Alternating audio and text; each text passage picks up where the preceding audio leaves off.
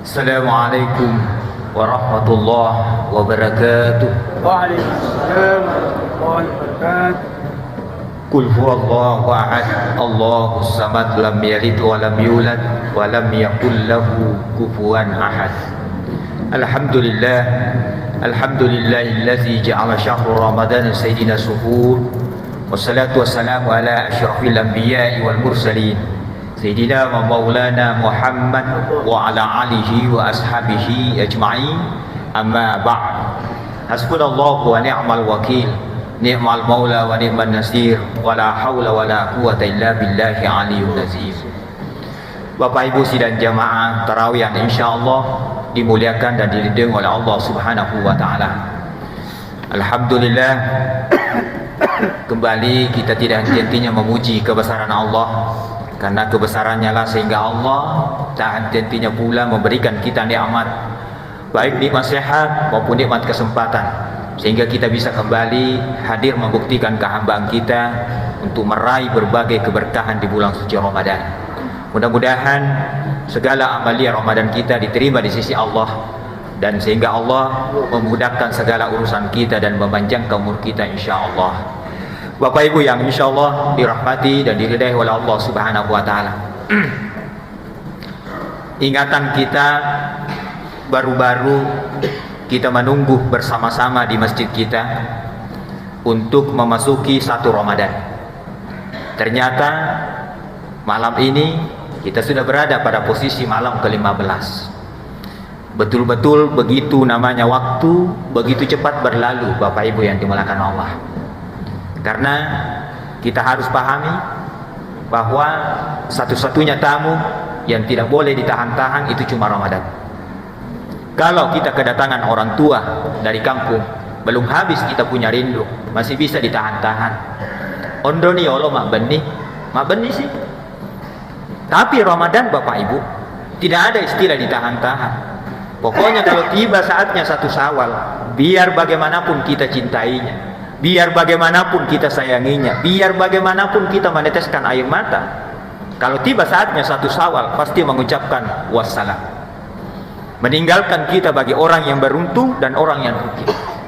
Nah, oleh karena itu Bapak Ibu yang dimuliakan Allah, mari betul-betul yang sisa kurang lebih 15 malam ini kita bersama-sama setiap waktu kita jadikan semua sebagai amalia Ramadan. Karena kita harus sadari Bapak Ibu yang dimuliakan Allah, karena Ramadan itu memang hanya memberikan dua pilihan. Kalau bukan Ramadan yang meninggalkan kita, kita yang akan meninggalkan Ramadan. Makanya mudah-mudahan kita perbanyak zikir dan doa kita. Kita semua yang ada di masjid yang penuh mubarakah ini, Ramadan yang meninggalkan kita, bukan kita yang meninggalkan Ramadan. Bapak Ibu yang insyaallah dirahmati dimuliakan Allah,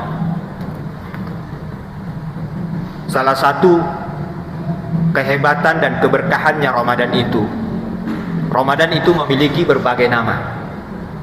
Salah satu nama yang saya ingin jadikan tausiah di waktu singkat ini, yaitu Ramadan merupakan juga sebagai syahrul doa.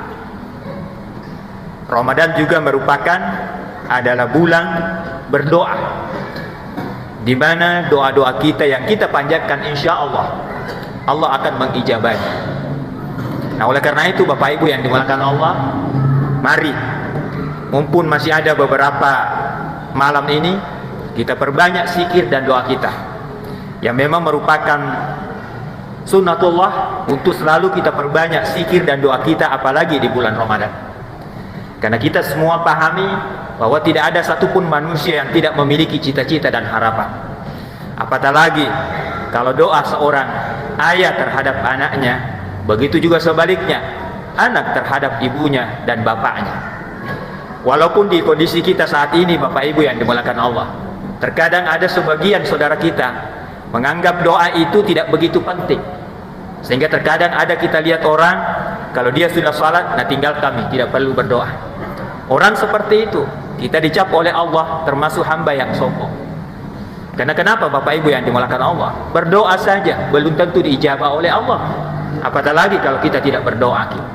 Nah, di mana kita mengharap, di mana kita meminta kecuali kepada Allah Subhanahu wa taala. Ud'uni astajib lakum. Nah, di sisi lain jamaah yang dimuliakan Allah, Kalau kita melihat sejarah perjalanan para nabi-nabinya Allah, banyak nabi-nabinya Allah terjadi sesuatu yang terkadang tidak masuk naluri manusia, tidak termasuk akal manusia. Terkadang yang tidak mungkin bisa menjadi mungkin. Itu karena kekuatan doa para nabi-nabinya Allah. Salah satu contoh jamaah yang dimuliakan Allah, yang sudah sering kita dengar dan kita hafal mungkin, yaitu Nabi Ibrahim. Nabi Ibrahim mampu diselamatkan dari panasnya api, itu karena berkat doanya, ya naru kunu bardan salaman ala Ibrahim. Nabi Yunus misalnya, dia mampu diselamatkan dari perut ikan. Kenapa? Karena itu salah satu kekuatan doanya. La ilaha illa anta subhanaka inni kuntu minaz zalimin. Begitu pula Nabi Ibrahim berpuluh-puluh tahun tidak memiliki keturunan, karena dahsyatnya dan kekuatan doanya, Rabbi habli minas shalihin. Akhirnya Nabi Ibrahim diberikan keturunan Nabi Ismail, bahkan memiliki beberapa keturunan, yaitu Nabi. Disitulah kita lihat Bapak Ibu yang dimuliakan Allah, bagaimana hebatnya kekuatannya, namanya kedahsyatan doa. Makanya jangan kita terlalu pelit berdoa, Pak. Elo doa ke, elo doangi anata, elo doangi sil suratta suamita, madece dan semuanya. Karena saya yakin dan percaya dengan kekuatan doa, maka insya Allah, apalagi di bulan suci Ramadan Bapak Ibu yang dimuliakan Allah. Kembali lagi, banyak kita buktikan dan kita saksikan para wali-walinya Allah, bahkan orang tua kita sendiri banyak mendapatkan manfaat dan kekuatan yang namanya doa, Pak. Kita tahu jamaah yang dimuliakan oleh Allah Subhanahu wa taala, kita semua ini anak-anak cucunya orang-orang tua dulu kita. Kita bisa sukses, kita bisa hebat, itu karena doa-doanya orang-orang tua dulu kita, Pak. Tidak mungkin kita bisa begini kalau tanpa kekuatan dan doa orang-orang tua dulu kita. Makanya saya masih ingat Bapak Ibu yang dimuliakan Allah, itu orang tua kita dulu, saya masih ingat, karena kita kan ini rata-rata Polda, Pak. Apa itu Polda? Pole daerah. Kita ini rata-rata semua pendatang. Saya ini Polda, pole daerah, kampungku Engkan, dekatnya Openg. Itu orang-orang tua dulu kita Bapak Ibu yang dimuliakan Allah. Itu kalau dia sakit anaknya, sakit cucunya, atau sakit perutnya tengah malam, menangis itu anaknya cucunya, itu tidak pergi ke apotik cari obat dan beli obat, karena memang dulu kurang apotik. Tapi apa yang dia pakai solusinya untuk menyembuhkan sakit perutnya itu, punya anak cucu, itu melalui doa Bapak Ibu. Saya masih ingat, dan biasa saya saksikan orang-orang tua dulu kita itu kalau sakit anaknya atau cucunya, apa dia obatnya itu? Kalau tengah malam dia sakit perutnya, ini ibu jarinya itu dia masukkan di sini. Kalau kita tidak percaya Bapak Ibu, tanya sama kita tua rota, toma rota. Saya terus terang Bapak Ibu, dimanapun saya berdiri, saya selalu memberikan apresiasi dan menghormati bagaimana hebatnya itu tua rota, Pak. Anak-anak milenial sekarang sadar tidak sadar, Pak, itu sudah mulai dilupakan. Bahkan kalau diingatkan sama orang tua kita, nah, kalau mau keluar, jangan lalu namanya baca doa, nah. Itu dulu papi, pergi nih, tak butuh aja baru narasa. Ini yang mulai hilang Bapak Ibu yang dimuliakan Allah. Akhirnya apa istilahnya orang-orang dulu kita, barakah dan keberkahan itu mulai hilang. Karena itu pengaruh kehidupan kita sekarang. Nah ini orang tua dulu kita begitu hebatnya, Pak. Apa hebatnya? Lihat makin. Orang tua dulu kita jarang tinggi sekolahnya, jarang profesor, tapi mampu melahirkan ratusan dan ribuan profesor. Orang tua dulu kita tidak sarjana, tapi mampu melahirkan ratusan sarjana. Bahkan orang tua dulu kita paling tinggi sekolahnya itu SR, sekolah rakyat. Tapi bukan orang tua dulu kita orang bodoh, Pak. Bahkan dijadikan sebagai tokoh masyarakat, dijadikan sebagai tauladan. Kenapa? Karena ada nilai-nilai kebenaran di dalam hati mereka. Ada memang prinsipnya orang tua dulu kita. Apa itu? Tarokura atau malere, makan repaku jambatan sepi finalara. Kenapa? Karena itu keyakinannya terhadap Allah, Pak. Apalagi kalau bicara masalah salat, keyakinan, Masya Allah. Itulah kehebatannya orang-orang dulu kita, Pak. Jadi tidak heran kalau orang tua dulu kita mampu melahirkan istilah banyak anak, banyak rezeki. Orang tua dulu kita, Pak, tidak banyak gajinya, sedikit gajinya, banyak anaknya, kurang pusing. Kenapa? Karena itu berkah doanya. Kalau sekarang mungkin susah nih, Pak. Banyak anak, banyak rezeki. Banyak anak, banyak pusing. Kenapa? Karena anak kita sekarang tidak mau tak satu HP-nya, tak dua, Pak. Satu HP halo-halo, satu HP kota. Nah kalau bapak nanti natoni pekerjaan, elo ande ceco, pada salama. Istilahnya ugi sondroni taina temena. Tapi orang tua dulu kita, Pak, Masya Allah. Kenapa? Karena doanya. Saya biasa saksikan, Pak, dan mungkin kita semua ini punya orang tua. Itu orang tua kita, Pak. Kalau dia mau tinggalkan rumahnya, tidak ada itu orang tua kalau udah tinggalkan rumahnya, Pak, sudah napasang sandalnya langsung pergi, tidak. Pasca itu dia duduk baik di teras rumahnya, nah tarik turun napasnya, baca-baca, bismillah berangkat. Bahkan saya biasa dengar orang tua kita bilang, Pak, nah itu kalau kita mau pergi, sampai memang baru pergi, Masya Allah. Begitu mendalamnya bahasanya, Pak, singkat. Apa maknanya semua itu?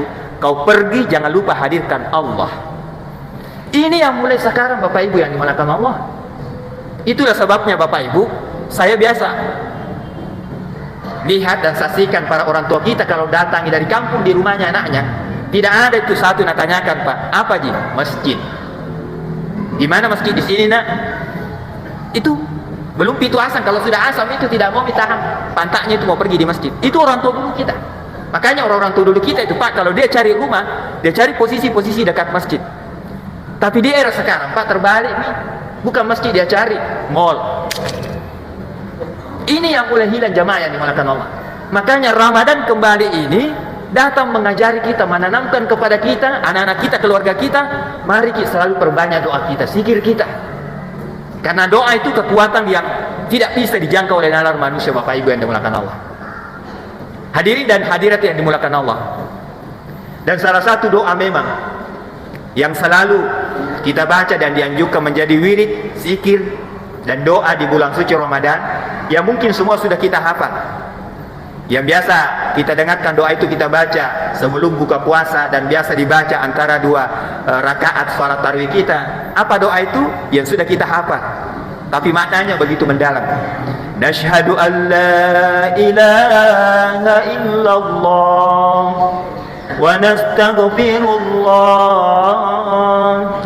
Nas'aluka ridhaka wal jannah wa na'udzu bika min sa'atika wan nar, ila akhir doa.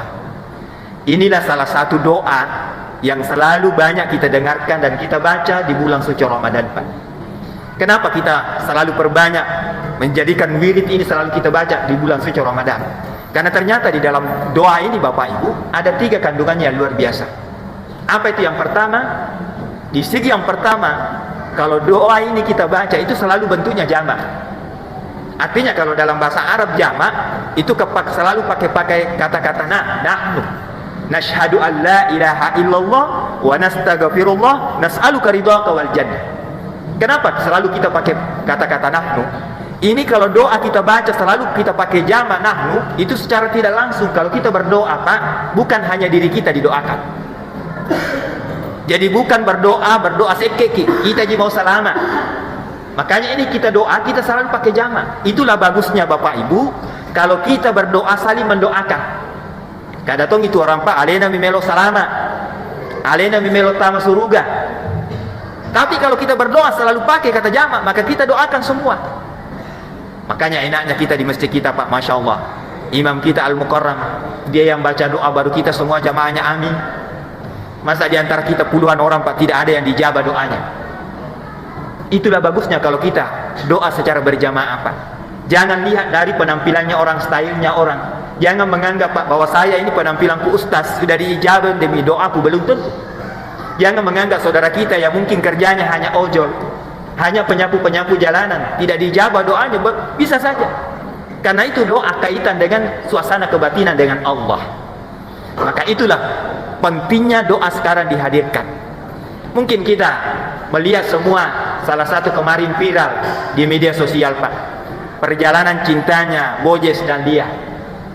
Bisa saja dia kenapa dalam hidupnya begitu berubah drastis, karena mungkin doa seorang kakek dan neneknya. Tidak ada yang tahu, Pak, namanya kehidupan seseorang.